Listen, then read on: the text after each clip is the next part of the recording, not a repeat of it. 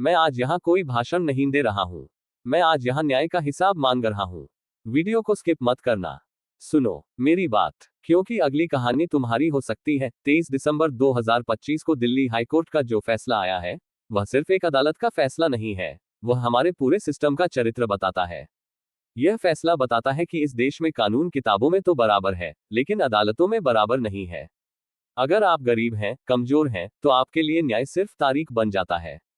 और अगर आप ताकतवर हैं, सत्ता के करीब हैं, तो वही न्याय तकनीकी शब्दों का सहारा लेकर आपको बाहर निकाल देता है। मैं आप सभी के साथ साथ न्यायपालिका और उनके रहनुमाओं से भी एक सवाल पूछता हूं। याद है उन्नाव की वो नाबालिग बेटी, जिसका अपहरण हुआ, जिसका बलात्कार हुआ, और जिसने अपने पिता को पुलिस हिरासत में मरते देखा? आरोपी कोई आम आदमी नहीं था, वो सत्ता में बैठा विधायक था, कुलदीप सिंह सेंगर। 2019 में ट्रायल कोर्ट ने उसे पॉक्सो एक्ट की सबसे सख्त धारा के तहत उम्रकैद की सजा दी। तब देश ने कहा था शायद अब न्याय हुआ, लेकिन अब दिल्ली की अदालत कहती है विधायक पब्लिक सर्वेंट नहीं है। मैं पूछता हूं, अगर विधायक जनता का सेवक नहीं है, तो वह किसका सेवक है? अपनी सत्ता का, अपनी कुर्सी का, या अपने अपराध का? अगर कोई विधायक अपने पद की ताकत से एक बच्ची को कुचल देता है, तो उसका अपराध साधारण कैसे हो जाता है? यह कोई साधारण कानूनी व्याख्या नहीं है, ये सिस्टम और व्यवस्था की सीधी मिलीभगत है। कहा गया कि अपील लंबित है, देरी हो रही है, आर्टिकल 21 का उल्लंघन हो रहा है, और इसी आधार पर सजा सस्पेंड कर दी गई, जमानत दे दी गई। लेकिन मैं पूछता हूं, जिस बच्ची की जिंदगी तबाह हो गई, उसका आर्टिकल 21 कहां गया? जिस पिता की मौत पुलिस हिरासत में हुई, उस समय संविधान कहां था? कुछ शर्तें लगा दी गई, बॉन्डर, दूरी, हाजिरी। लेकिन सच बताएं, डर किसे है? अपराधी को या पीड़िता को? आज वह लड़की कहती है ये हमारे लिए काल है। वह सड़क पर उतरती है, इंडिया गेट जाती है, और पुलिस उसे उठा लेती है। उसकी मां को बस से जबरन उतार दिया जाता है, उसकी सुरक्षा हटा ली जाती है, और अपराधी को कानूनी राहत मिल जाती है। यही है हमारा सिस्टम। मैं साफ कह रहा हूं, पक्सो जैसे कानून गरीबों के लिए सबसे तेज चलते हैं।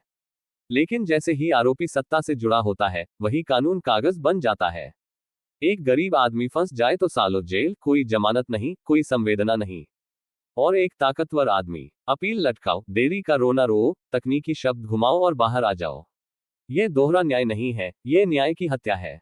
इस फैसले से एक खतरनाक संदेश जा रहा है कि अपराध करो, अगर पद पर हो तो बच जाओ। और पीड़िता, चुप रहो, वरना तुम्हारा परिवार भी खत्म कर दिया जाएगा। यह आग सिर्फ उस लड़की को नहीं जला रही, ये हर माँ की उम्मीद जला रही है, हर बेटी का भरोसा जला रही है, और हमारी न्याय व्यवस्था की साख जला रही है। हाँ, मामला अब सुप्रीम कोर्ट में है। सीबीआई ने चुनौती दी है, पीड़िता लड़ रही है। लेकिन एक बात साफ है, न्याय सिर्फ अदालतों से नहीं आता, न्याय जनता की आवाज से आता है। अगर हम आज चुप रहे, तो अगली पीड़िता कोई और होगी। हो सकता है वह आपके ही घर से हो। तब क्या करोगे? तब भी चुप रहोगे? अब जब यहां तक सुन ही लिए हो तो चैनल को सब्सक्राइब कर दो, नोटिफिकेशन ऑल पर सेट कर लो, ताकि हमारी बातें आप तक पहुंचती रहे सबसे पहले। हम कहीं जा नहीं रहे हैं, हम पीछे हटने वालों में से नहीं हैं। हम इस समाज में पहले से मौजूद हैं और यही रहेंगे। हम इसलिए खड़े हैं क्योंकि आप लोगों के हक और अधिकार की आवाज अगर कोई नहीं उठाएगा, तो हम उठाएंगे। हम वो कहते हैं जो आप कहना चाहते हैं, लेकिन डर, मजबूरी और सिस्टम की दीवारें आपको कहने नहीं देती। हम वो बोलते हैं जो आपके दिल में जलता है, लेकिन आपके होठों तक आते आते दबा दिया जाता है। हम आपकी तरफ से नहीं, हम आपके साथ बोलते हैं। और याद रखिए, जब तक अन्याय रहेगा, जब तक शोषण रहेगा, जब तक एक भी आवाज दबाई जाती रहेगी, हम यही रहेंगे, आपके बीच, आपकी आवाज बनकर। मैं सुभाष मौर्य बोल रहा हूं। ये लड़ाई सिर्फ एक केस की नहीं है, ये लड़ाई इंसाफ की आत्मा की है। भारत की बेटी दूसरी निर्भया है।